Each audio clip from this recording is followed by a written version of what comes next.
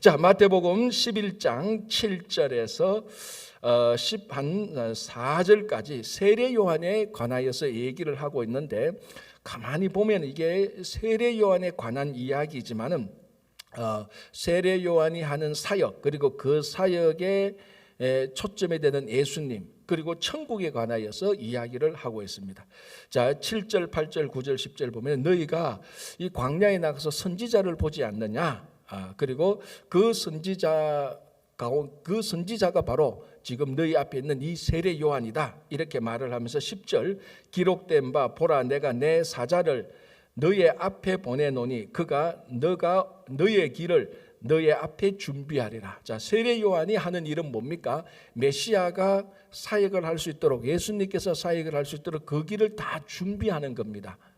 자, 이게 고대의 왕들이 자기 나라에 있는 마을을 순찰을 하게 되면은 먼저 그 마을에 가서 메신저, 그러니까 사자들이 먼저 가서 그 마을에 있는 그 관원들하고 먼저 왕이 오는 걸 준비합니다. 왕이 어느 길로 오니까 혹시 그 근처에 그 도적들이나 암살자들이 있는 걸 미리 준비하고, 미리 준비하는 게 아니고 준비한 사들이 있다면 미리 그 왕이 안전하게 올 수 있도록 이제 그 관원들을 다 정리하고, 그리고 만약에 그 왕이 왔으면 이 마을에 왕만이 해결할 수 있는 일들, 어떤 그 마을이나 도시에 이제 왕의 권한으로서 해결할 수 있는 그런 일들이 있으면 그런 안건들을 내놓아라. 그러면 왕이 와서 왕의 절대적인 권한과 그 능력으로 그 일을 해결하겠다. 이런 것들을 이제 메신저들이, 사자들이 와서 미리 준비를 다 합니다. 자, 이거 뭐 오늘날도 그렇지 않습니까? 대통령이 외국을 순시하면은 아무 연락 없이 그냥 대통령, 야 오늘 우리 영국에 한번 가보자, 그렇게 가는 일은 절대로 없습니다. 미리 대사나 영사나 그 밑에 있는 뭐 장관들이 미리 그 의제들을 다 받아서 다 준비해 놓습니다. 대통령 가면 뭐 하면 됩니까? 사인만 하면 되는 겁니다. 그럼 뭐 미국하고 영국하고 한국하고 정상회담을 해서 이런 일이 결정되었습니다. 그러니까 그런 어떤 의제가 하나 결정되기 전에 최소한 몇 개월, 어떤 거는 뭐 1년 전부터 준비를 다 하는 겁니다. 그거하고 마찬가지로 최종 결정권자, 최종 권위자가 도착하기 전에 바로 그 밑에 사람들이 가서 다 그 길을 준비하는 것, 그건 고대에서도 그렇고 오늘날도 그렇습니다. 그게 지금 세례 요한과 예수님과의 관계가 똑같죠. 최종 결정권자, 최고 권위자, 하나님의 아들 예수 그리스도께서 이 땅에 오실 때 그 예수님께서 사역을 하시기 위해서 세례 요한이 미리 준비를 다 해놓는 거하고 마찬가지입니다. 그러나 세례 요한이 준비를 하지 세례 요한이 그 일을 해결하는 것은 아닙니다. 누가 해결합니까? 절대 권위자가 와서, 왕이 와서 해결을 하는 겁니다. 그 해결할 수 있도록 세팅을 해놓는 거죠. 그래서 예수님께서 이 땅에 오셔서 이제 그 일을 해결하는 것입니다. 바로 그 일을 얘기하는 거하고 마찬가지입니다. 그래서 세례 요한은 예수님의 초림을 준비하는, 예수님께서 사역을 준비하는 겁니다. 그런데 이제 바로 이런 것들을 보면은 우리도 지금 이 땅에서 살아갈 때 뭘 준비하느냐? 재림을 준비하는 거하고 마찬가지입니다. 넓게 보면은 예수님께서 이 땅에 다시 오실 때에 정말 이 하늘나라가 이루어질 때 우리가 어떻게 해야 되는가, 그 재림을 준비하는 삶을 우리가 살아야 되는 것을 알 수 있는데요. 자, 그러면 이제 이 예수님의 사역을 미리 잘 준비한 세례 요한에 대해서 예수님께서 이렇게 말하죠. 11절 내가 진실로 너희에게 말하노니 여자가 낳은 자 중에 세례 요한보다 큰 이가 일어남이 없도다. 그러니까 이 세례 요한은 예수님의 길을 준비하는 선지자지만 이 세례 요한의 그 위대함, 그것은 여자가 낳은 자 중에 최고로 위대했다라고 말을 합니다. 어마어마하게 중요한 사람인데, 자, 중요한 거는 요 구절도 중요하지만 그 다음 구절이 더 중요하죠.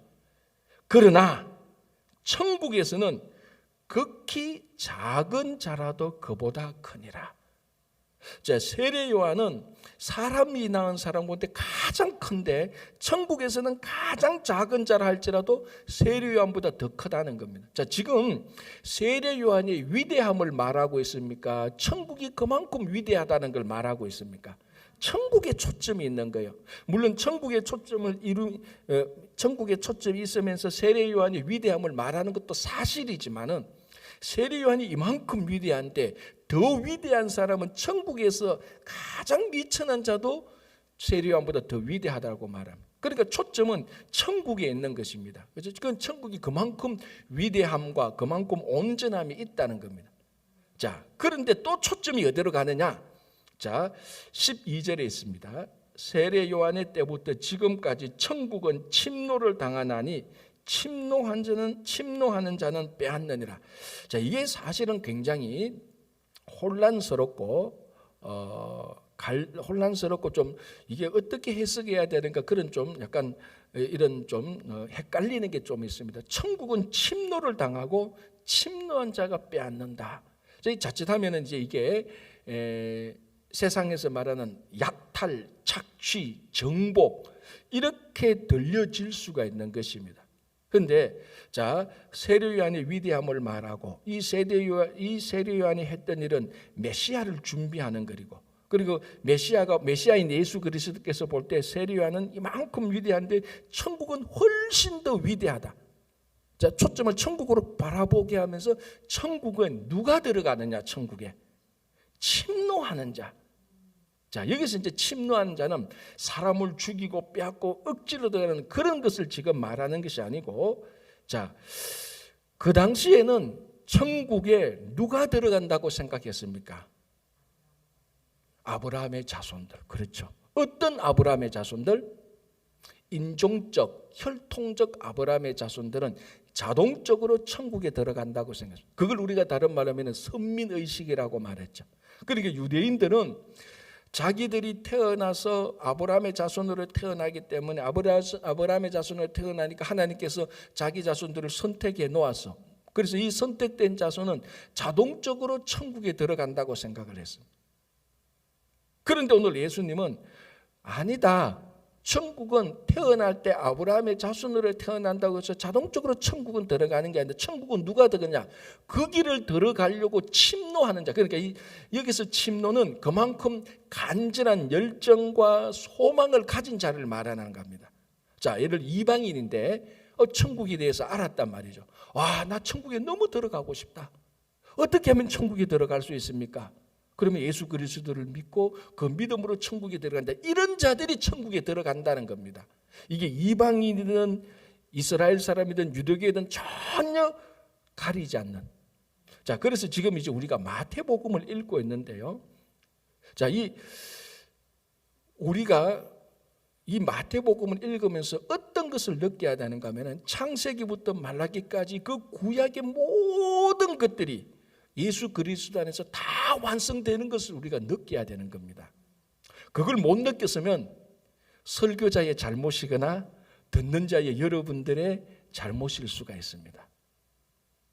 자, 우리는 이 복음서에 대해서 너무 익숙해져서, 최소한 새벽기도 나오시는 분은 그래도 신앙생활을 다 몇 년은 하신 분들 아닙니까? 물론 최근에 새로 하신 분들도 있을 수 있겠지만은, 그런데 복음서에서 우리가 이 예수님의 말씀을 읽고 들으면서 이 구약에서 했던 모든 것들이 예수 그리스도 안에서 완성되고 있다는 그 예수 그리스도의 완성성을 많이 놓치고 보는 거예요. 그러면은 이게 예수 그리스도가 어떤 분이라는 것을 우리가 충분히 느끼기에 부족한 겁니다. 그래서 그렇게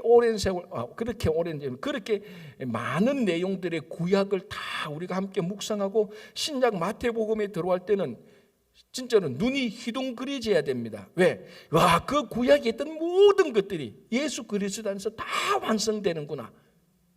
그래서 우리는 죽으나 사나 예수 그리스도인 겁니다. 그런데 가끔 신약 오늘날에는 일반 교회 가운데서도 너무 구약을 좋아해가지고 예수님보다 구약을 더 강조하는 사람들이 어느 정도는 있어요. 그거는 우리 신앙의 모든 초점은 구약은 그림자에 불과한 겁니다.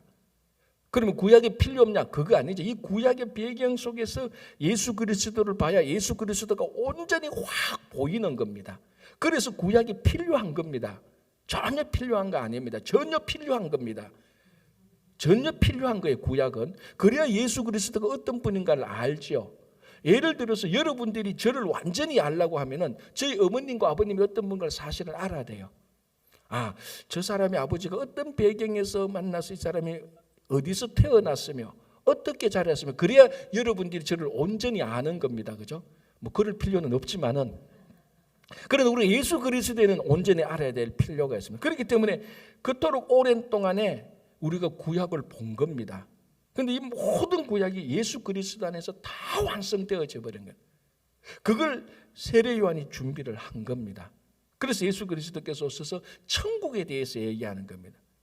천국은 침노하는 자가 가져가는 것이지 너희들처럼 인종적 혈통적 유대인이라고 해서 자동적으로 천국에 들어가는 것이 아니다. 천국은 침노하라.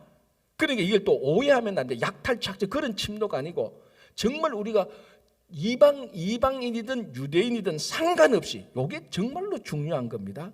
이방인이든 유대인이든 상관없이. 근데 오늘날에도 여전히 이스라엘 사람들과 유대인, 이스라엘 사람들과 그 외의 사람들을 자꾸 구별하는 사람들이 있어요.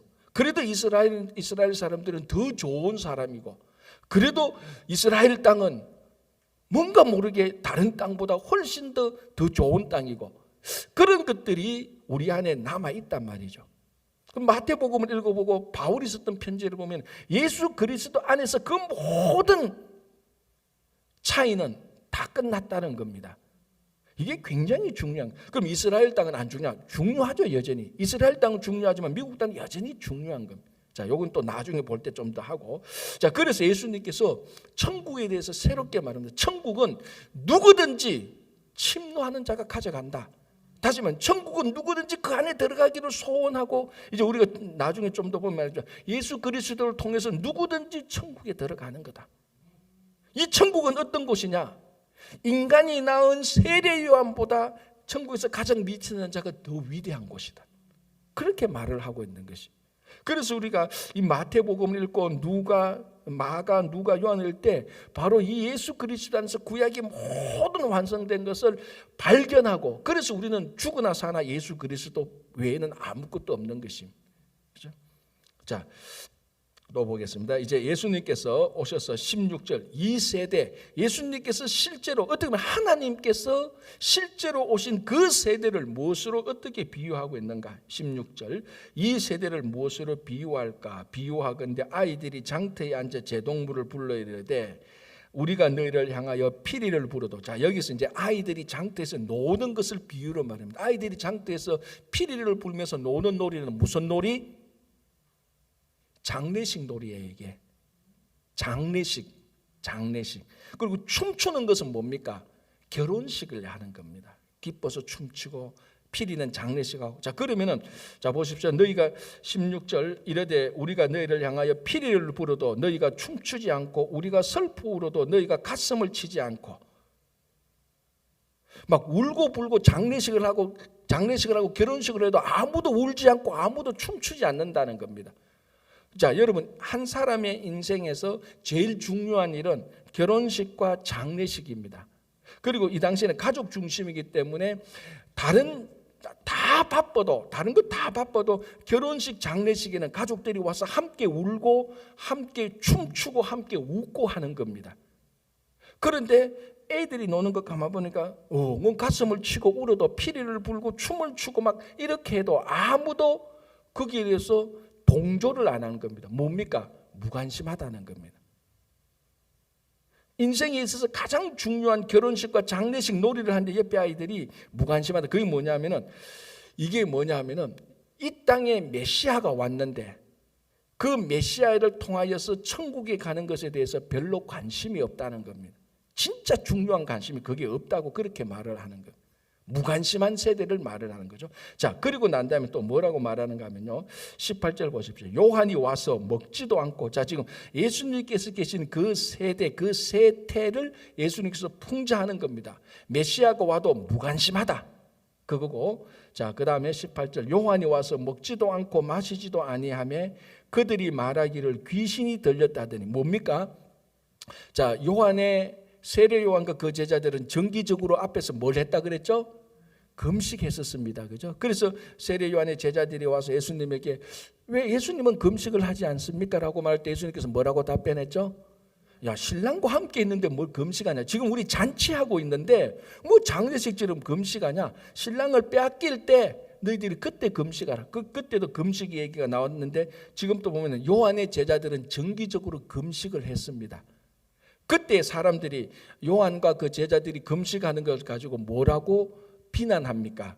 저 귀신 들려가지고. 왜냐하면 금식을 하다 보면은 피곤하잖아요. 그 얼굴이 좀 시무룩하기도 하고 힘도 빠지고 뭐 그러니까 아이고 저 얼굴 보고 하는 행실 보면 귀신 들렸다 그렇게 비난을 하는 겁니다. 자, 그러면 금식 안 하면 되겠네, 그죠? 그래서 예수님은 금식을 안 하는 거예요. 자, 그다음에 한번 보죠. 19절에 인자는 와서 먹고 마시매. 그러니까 금식하고 얼굴이 시무룩한 사람 보고 귀신 들렸다 그러면은 그런 인자는 먹고 마시매 얼굴이 좋을까 합니까? 그럼 뭐라고 말하느냐? 자, 보십시오. 인자는 와서 먹고 마시며 말하기를 보라 먹기를 탐하고 포도주를 즐기는 사람이요 세리와 죄인의 친구로다 하니 금식하라는 거예요? 하지 말라는 거예요? 뭘 해도 나는 너희들을 비난하겠다 이 말입니다. 금식을 하니 귀신 들렸다 그리고 금식을 안 하고 먹으니 먹기를 탐하는 자다 이렇게 말을 합니다. 그리고 세리와 죄인들과 함께 먹으니까 지금 세리와 죄인들이 친구구나. 자, 세리와 죄인들이 친구는요. 결과적으로는 지금 우리에게는 그게 예수님의 닉네임, 예수님께서 이 땅에 와서 사역하신 예수님의 그 사역의 상징을 잘 드러내는 닉네임이지만 이때에 세리와 죄인들이 친구라고 했던 것은 예수님을 아주 비난하는 겁니다. 제가 얘기했죠. 세리와 죄인들과 함께 식사를 하는 것은 예수님이 세리처럼 되는 것이고 죄인처럼 되는 것이고 창기처럼 되는 거라고 말했습니다. 그런데 예수님은 죄인들과 함께 있었지만은 예수님이 죄인이 되지는 않았습니다. 그죠? 그러니까 예수님이 악한 자들과 함께 있었지만은 예수님이 악한 자들에게 물들지는 않는 거예요. 자, 어쨌든 그래서 금식을 하면은 한다고 비난하고 안 하면은 안 한다고 비난하고 이 사람들 지금 예수님께서 계실 그 역사적인 상황에서 누구를 지금 두고 지적하는 겁니까? 그 당시 종교 지도자들. 뭘 해도 비난을 합니다. 기적을 일으키면은 뭐라고 비난했죠? 귀신 쫓아내니까 이 예수 보고 귀신의 왕이라고 말을 했는데 바알세불이다 이거. 바알세불이 자기 밑에 있는 귀신의 졸기를 쫓아내는 거다. 귀신을 쫓아내고 사역을 해도 귀신이라 그러고 사역을 안 하면은 능력이 없다 그러고 이게 비난을 하려면은요 무얼 해도 비난을 다 합니다. 길면 길다고 짧으면 짧다고 이쁘면 이쁘다고 못생기면 못생겼다고. 제가 그랬잖아요. 미운 자식이 있으면 공부 잘하면 공부만 잘한다고 공부 못하면 공부도 못하는 게 그런 식입니다. 그러니까 자, 그 시대가 어떻습니까? 무관심, 예수님에 대해서 아주 무관심하고 천국에 대해서 무관심하고 그리고 실제로 메시아가 오니까 그 메시아가 자기 앞에서 사역을 하니까 계속해서 비난만 하는 그런 세대를 말하고 있는 것이죠. 자, 그래서 저는 이런 세대를 보고 예수님께서 있었던 이 세대를 보면서 가끔 어떤 사람들은 이렇게 말합니다. 2000년 전, 1000년 전하고 비교하면 요즘 세대는 너무 타락해서 저는 항상 그렇게 말할 때마다 아니야. 지금 타락은 옛날 타락하고 똑같아. 옛날에도 타락해서 소돔과 고모라 때 보십시오. 노아 홍수 때 보십시오. 하나님께서 인간을 만든 것을 후회할 정도로 그 당시 타락했습니다. 그죠? 그럼 오늘은 안 타락하고 좋은가? 오늘날도 여전히 타락했어요. 왜냐하면 그게 인간의 원래 본질입니다. 인간의 본질이 옛날에는 죄가 요만큼 있었는데 시대가 갈수록 이만큼 자꾸 더 커졌느냐? 그렇지 않습니다. 인간의 본질은 원래 태어날 때도 이만큼 있었고 지금도 이만큼 있어요. 그런데 왜 지금은 죄가 많냐? 죄가 많은 게 아니고 죄가 많이 드러나는 거죠. 원래 있는데 매스컴을 통하여서 조그만 일도 일라면 막 그걸 떠들어대니까 와, 이 세상은 옛날에는 그렇지 않았는데 옛날에도 똑같았어요. 지금 보니까. 여러분 지금 가만히 생각했으니까 제가 어릴 때 자랐던 그 동네 보니까요. 지금 동네에서 자랐던 것을 가만히 생각하니까 개판이었어요. 지금 생각하니까 어릴 때는 몰라서 그러는데. 그러니까 소돔 고모라 때 그때가 똑같습니다. 죄는요. 옛날에는 적었는데 지금은 더 많고 그거 않습니다. 죄는 옛날에도 많았고 지금도 많았어요. 그죠? 여기서 보세요. 예수님 때도 그렇고 지금도 오늘날도 그렇습니다. 이 시대에 아무리 하나님 나라에 대해서 진리를 외쳐도 무관심한 사람들을 수두룩합니다. 그리고 그 진리를 좀 안다고 하는 사람들은 또 비난하기 바쁜 거예요. 그래서 그 시대나 지금 이 시대나 별반 다르지 않다. 그렇기 때문에 우리는 여전히 오늘날의 시대를 가장 잘 반영하고 있는 이 말씀으로 돌아가서 그 시대를 보면서 오늘날의 시대를 보면서 우리가 어떻게 살아야 되는가 하는가를 알 수가 있는 것입니다. 그렇죠? 자, 그다음에 이제 20절부터 이제 사람들에 대한 세대를 말했으면 그 시대에 있던 그 도시들, 마을들을 말하고 있습니다. 자, 한번 20절 볼게요. 예수께서 권능을 가장 많이 행하신 고을들이 회개하지 아니하므로 그때 책망하시되. 그래서 21, 22, 23절 보면 세 개의 도시가 나옵니다. 가버나움, 벳세다, 고라신이 나옵니다. 이 가버나움, 벳세다, 고라신은 전부 다 갈릴리 호수에 접견해 있던 예수님께서 초기 때, 사역 초기 때 활동하신 곳입니다. 자, 가버나움은 우리 너무 잘 알죠? 가버나움은 원래 베드로의 고향이라고 알려진 곳이고, 가버나움에 누가 있었습니까? 베드로의 장모가 있었습니다. 그래서 베드로의 장모가 가버나움에 베드로의 장모가 열병이 든 것을 예수님께서 가버나움에서 고쳐주셨죠. 가버나움에 백부장이 있었지 않습니까? 백부장 하인 또 보지도 않고 듣지도 않고 아무것도 모르는데 그냥 말씀으로 고쳐주셨어요. 가버나움은 굉장히 예수님께서 초기 사역 때 가버나움의 사역의 중심지였습니다. 그리고 복음서에서 고라신과 벳세다에서 사역한 것이 드러나지는 않지만 오병이어 기적이 나타난 그 광야가 많은 그 성경학자들에 의하고 그 이스라엘에서 사역하던 이스라엘 가이드의 말에 의하면 벳세다 광야라고 말을 하고 있습니다. 갈릴리, 그러니까 우리가 갈릴리를 읽으면은 여러분 쪽에서 보면은 가버나움은 갈릴리 서북쪽에 있습니다. 약간 완전 북쪽은 아니고 북쪽에서 약간, 그러니까 갈릴리를 동그랗게 보고 그 지도를 보면 11시 방향에 있는 것이 가버나움이에요. 그리고 1시, 2시 정도 있는 쪽이 벳세다예요. 갈릴리를 보면. 그리고 12시 북쪽에 있는 게 고라신이에요. 그래서 여러분 보면 삼각형이 딱 그려져요. 어쨌든 그 벳세다 쪽, 요쪽에서 이제 갈릴리 안쪽 말고 내륙적으로 들어가면 그 좀 광야가 있어요. 그 광야가 아마 오병이어 기적이 일어났던 곳이라고 실제로 현장에 가면은 그 현장에 있었던 가이드가 말합니다. 바로 이 지역이 오병이어가 있었던 지역이라고 말하는데 그게 바로 벳세다 지역. 여러분 오병이어 기적이 어디에서 일어났는지 지명은 말하지 않습니다. 뭐라고 말하고 있습니까? 그냥 빈들, 빈상석이 아니고 그냥 빈들, 지역을 말하고 있잖아요. 그래서 그 벳세다라고 얘기합니다. 그러면 우리가 벳세다라고 받아들인다면 가버나움, 벳세다 엄청난 사역을 했습니다. 주님께서. 물론 고라신에 대해서는 어떤 기록은 없지만 어쨌거나 예수님께서 고라신, 벳세다, 가버나움에서 사역을 많이 했는데, 그런데 여기서 회개하는 자도 없고 하나님을 간절히 부르짖는 자가 없다는 겁니다. 그래서 열심히 사역을 해줬는데, 우리말로 하면 이렇죠. 내가 이 지역에서 열심히 사역했는데 이 지역이 나를 배신했다. 예수님이 어떤 거 보면 배신감을 말하는 겁니다. 그래서 예수님께서 뭐라고 말합니까? 21, 22, 23절 내가 이 고라신과 벳세다에서 했던 사역을 두로와 시돈에서 했더라면 이미 두로와 시돈은 회개하고 베옷을 입고 제에 앉아 있었을 것이다. 자, 두로와 시돈은 어딘가 하면은 지중해 연안을 따라서 북쪽에 있습니다. 두로, 시돈. 이게 우리 구약에 보면 두로와 시돈에 대한 심판에 대한 메시지가 굉장히 많습니다. 그런데 그 심판받은 그 도시에서 오히려 예수님께서 사역을 했더라면 두로와 시돈이 회개했지 이 고라신과 벳세다는 이거 뭐냐 이 말이죠. 자, 더 과간인 것은 23절 가버나움 보십시오. 가버나움아 너가 하늘에까지 높아지겠느냐 음부에까지 낮아질 것이다. 너에게 행한 모든 권능을 소돔에서 행하였더라면 그 성이 오늘까지 있었을 것이다.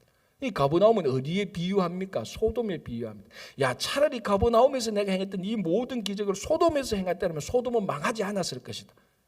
그만큼 예수님께서 사역을 하신 그 도시, 마을에 대한 어떻게 보면 배신감을 토로하는 겁니다. 이게 오늘 가만히 보면은 우리 시대의 신앙하고도 별반 다르지 않습니다. 하나님께서 그 한 영혼을 해서 인도하고 공급하고 보호해 주었더니 하나님의 은혜를 실컷 받아놓고 자기 좀 어떤 이익이 있다고 해서 세상을 떠나가 버리고 자기 좀 상처받고 기분 나쁘다고 해서 세상을 떠나가 버리고 하나님께서 그러죠. 야, 내가 저 한 사람한테 그만큼 많은 것을 인도하고 보호하고 공급해 줬더니 다 도망가고 없구나. 차라리 저기 사우디아라비아 이슬람 사람한테 내가 이 은혜를 베풀었으면 그 사람이 오히려 예수를 믿고 더 하나님의 예수님의 제자가 되었을 것이다. 그렇게 말하는 것하고 같은 맥락입니다.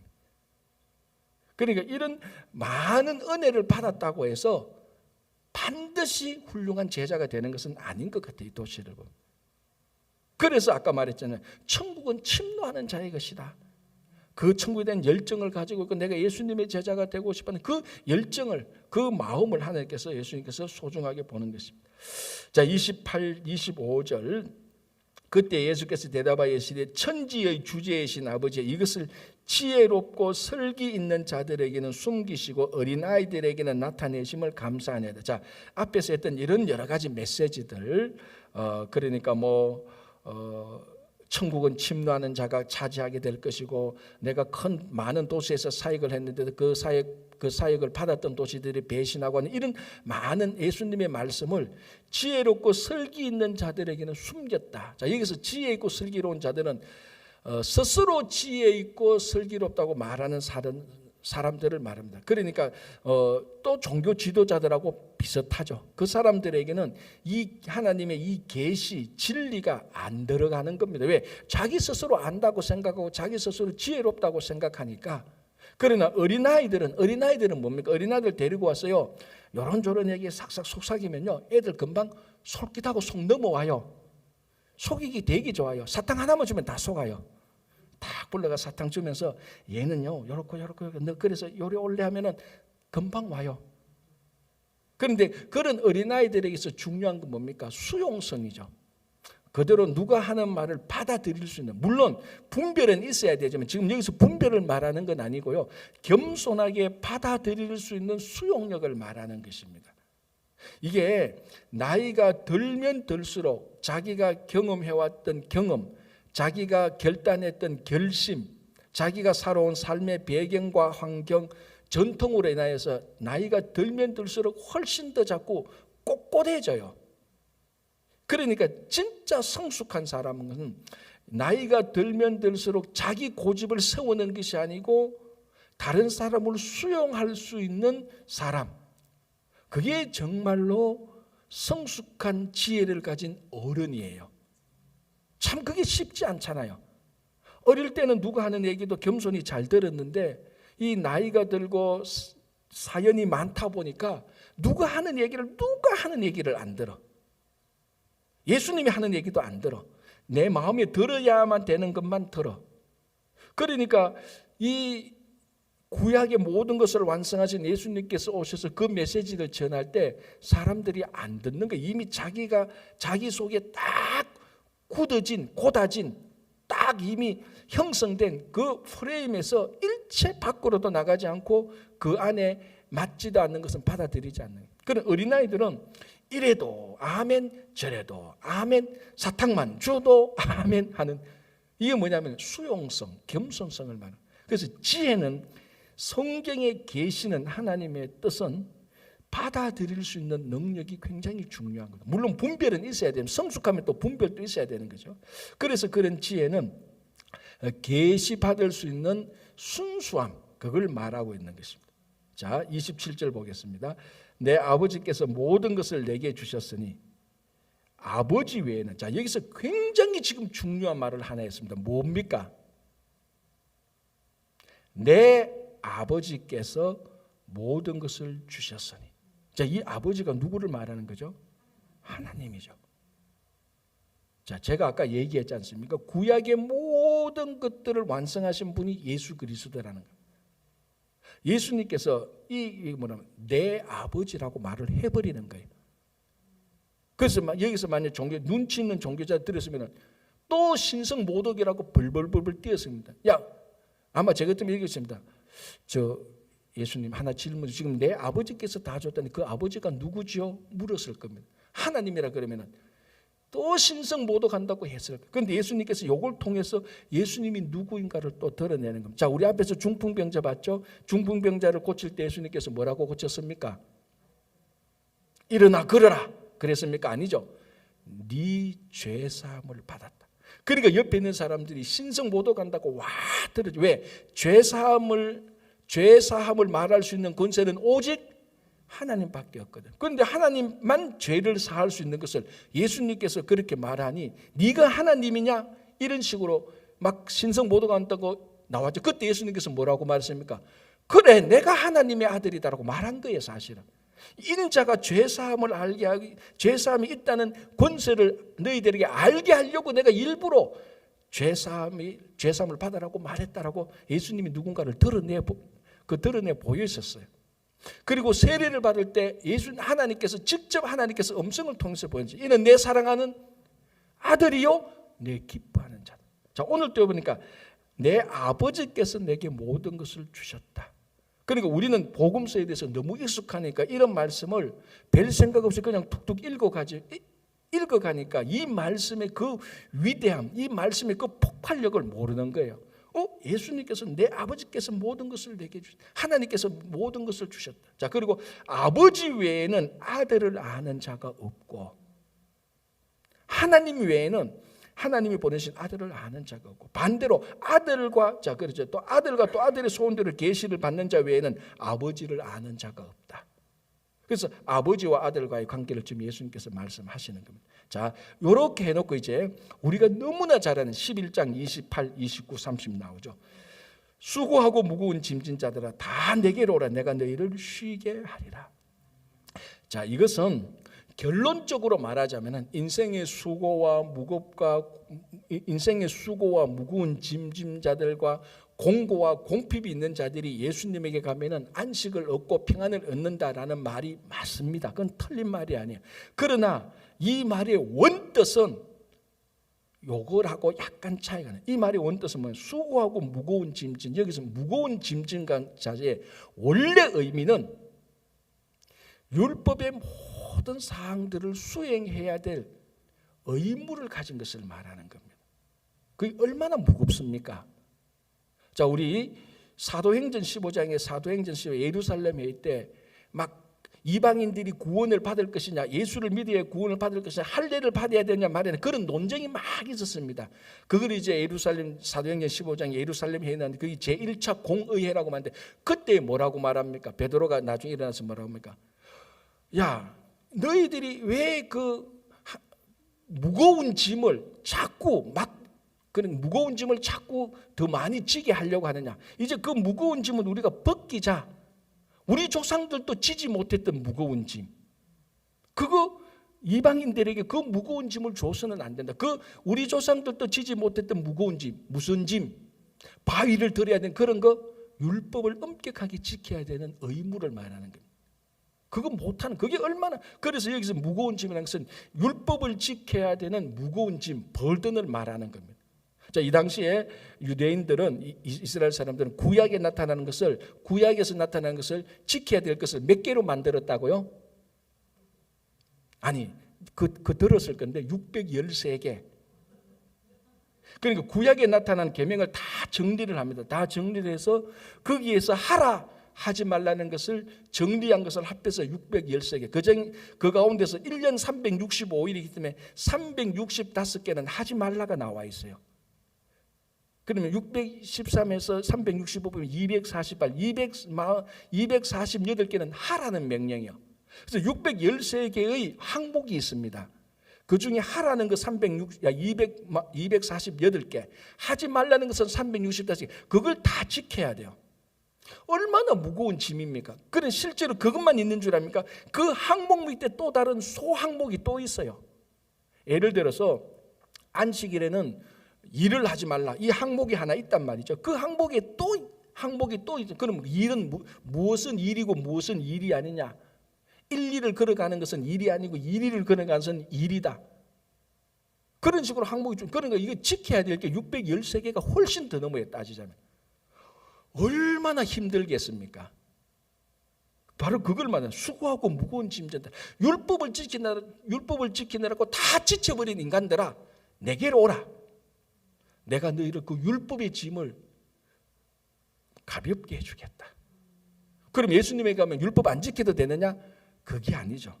자, 한번 29. 나는 마음이 온유하고 겸손해 나의 멍에를 메고 내게 배우라. 예수님에게 그러면 너희 마음이 쉼을 얻으라. 내 멍에는 쉽고 내 짐은 가볍다. 그래서 아까 말씀드린 예수님께서는 이 613개니 그 밑에 여러 가지 항목들을 딱 두 개로 딱 말하죠. 누가 물었을 때 하나님을 사랑하고 이웃을 사랑하라. 간단하게 정리하는. 그런데 사실 또 따져보면은 이게 어마어마하게 무거운 짐이에요. 그런데 중요한 것은, 이제 결론적으로 중요한 것은 무엇이 무거운 짐이고 무엇이 가벼운 짐입니까?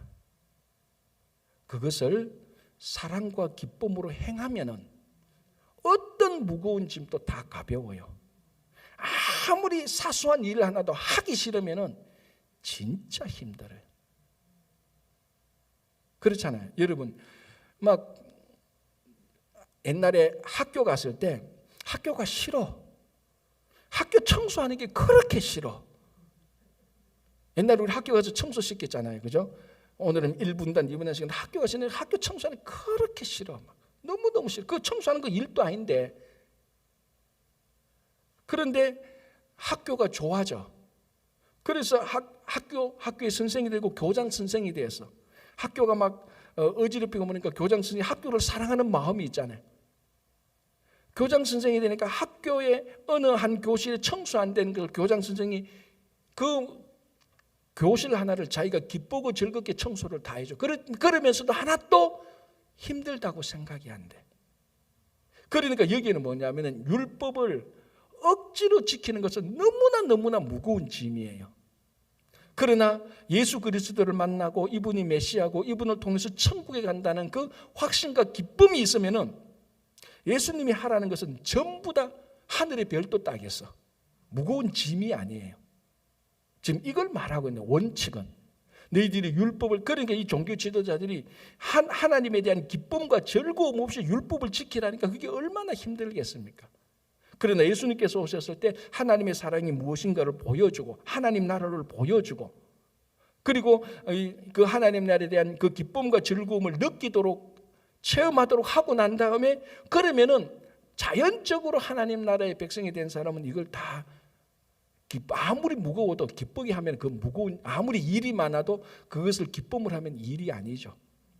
무거운 짐이 아니죠. 가벼운 짐이라는 거예요. 그래서 예수님에게 가면 율법을 안 지켜도 된다. 아니, 어쩌면 더 많은 율법을 지키게 될 거예요. 그러나 하나도 힘들지 않아요. 예수님이 없으면 율법 하나 지키는 것도 너무너무 힘들어요. 간단한 건다. 하기 싫으니까. 더 쉽게 말하면 공부도 공부 좋아하는 사람은 공부만큼 재밌는 게 없대. 우리는 이해 안 되지만. 그런데 공부하기 싫은 사람은 공부에 공짜만 되는 머리가 아픈 거예요. 똑같잖아요. 그래서 수고하고 무거운 짐 다 내게로 오라. 내가 너희들을 정말로 쉬게 하겠다. 이 말은 예수님에게 그럼 가면 우리 율법 안 지켜야 되냐? 아니야. 내가 너희들을 기쁘게 율법을 지키도록 하겠다. 율법을 수행하도록. 그래서 예수님은 율법의 완성이죠. 그죠? 그래서 우리가 예수님에게 돌아가면은 세상의 모든 수고와 짐진 자들이 거의 다 내려지고 기쁨과 즐거움으로 다 바뀝니다. 그래서 진짜 예수를 믿으면은 구약의 율법보다 더 많은 일을 더 기쁘고 즐겁게 할 수가 있는 것입니다. 그래서 여러분들이 그래서 제가 다시 말씀드리면 우리의 모든 신앙의 초점은 오직 예수 그리스도에게 돌아갈 때 그 안에서 완성되는 겁니다. 다시 한번 우리가 이제 성탄을 기다리는 이제 이번 주 28일이 대강절 첫 번 주일입니다. 얼마나 기쁜 주일이에요. 메시아를 기다리는 주일이니까. 그 기쁨 속에서 살아가시는 여러분 되시기 바랍니다. 기도하겠습니다. 하나님 감사합니다. 오늘 또 하루를 시작합니다. 이제 추수감사절을 보냈고 내년 2022년에는 더 기쁜 감사와 은혜를 더하여 주시고 이제 성탄을 기다리는 대강절 기간으로 들어가게 됩니다. 주님, 인생에 수고하고 무거운 짐들이 참 많습니다. 하기 싫어서 억지로 사는 인생, 피곤한 인생이 아니고 예수님을 통하여서 어떤 일을 해도 기쁘고 무슨 일을 해도 즐겁고 예수님을 통하여서 하나님 나라의 일을 할 때 세상의 이익과 손해를 다 뛰어넘어서 그것을 기쁨으로 감당하는 우리들 되게 하여 주시옵소서. 주님, 다시 기도하오니 우리 가운데 몸이 연약하시고 또 아버지 하나님 낙담과 절망 가운데 있는 모든 심령들과 육신을 강건하게 주님께서 회복시켜 주시고 우리 자녀들 끝까지 주님께서 붙들어 주시고 모든 자녀들 특별히 오늘 또 일터에서 수고하시는 모든 손길들이 있사오니 그 모든 일터 가정 아버지는 직장과 비즈니스가 번성케 하여 주시옵소서. 감사하오며 예수님 이름으로 기도합니다. 아멘.